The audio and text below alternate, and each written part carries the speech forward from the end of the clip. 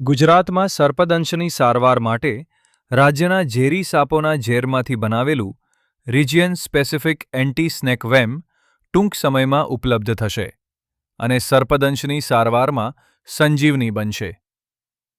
રાજ્યની ધરમપુર સ્થિત સર્પ સંશોધન કેન્દ્રએ ગુજરાતમાં જોવા મળતી સાપની 4 મુખ્ય ઝેરી પ્રજાતિઓનું લાયોફિલાઇઝ્ડ, ફ્રીઝ ડ્રાઇડ એટલે કે પાવડર સ્વરૂપનું ઝેર તેલંગાણા સ્થિત એક લાયસન્સ પ્રાપ્ત એન્ટી સ્નેકવેમ ઉત્પાદક કંપનીને સોંપ્યું છે.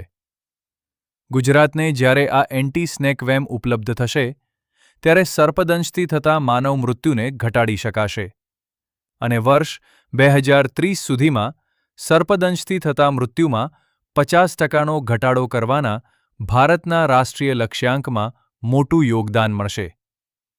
પર્યાવરણ મંત્રી અર્જુન મોઢવાડિયાએ જણાવ્યું કે રાજ્યમાં સર્પદંશને કારણે થતા મૃત્યુ ઘટાડવા માટે રાજ્ય પોતાનું પ્રદેશ વિશિષ્ટ રિજિયન સ્પેસિફિક એન્ટી સ્નેક વેમ વિકસાવી રહ્યું છે.